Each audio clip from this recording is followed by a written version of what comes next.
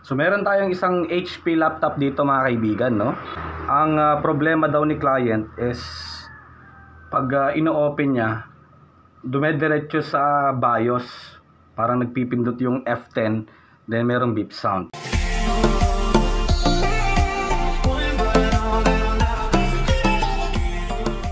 Try natin. So ito yung maituturo ko dito is yung pinaka basic fix, no?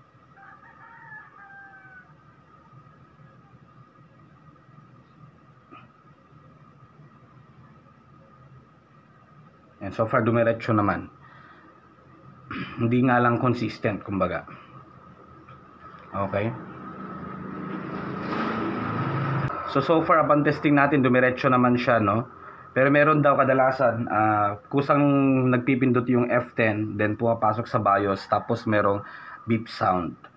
And either ang problem dun is yung keyboard, for example, auto pressing, nag-ghost touch yung F10, or pwede rin naman sa BIOS. Pero kung nagawa na natin lahat, hindi pa rin natin na-fix, no?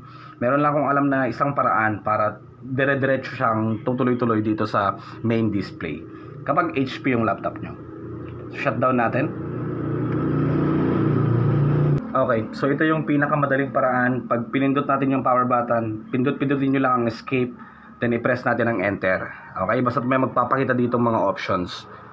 Hindi kasi nagpakita yung problem ngayon, pero for sure, maraming nakaka-experience nito na HP users.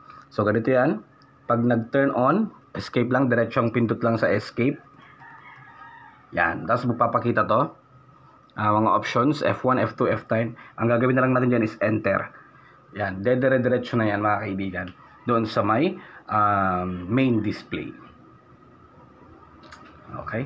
So, ganoon lang. Ang pinakamadaling paraan kapag yung HP laptop ninyo ay nag-auto enter sa BIOS. Okay?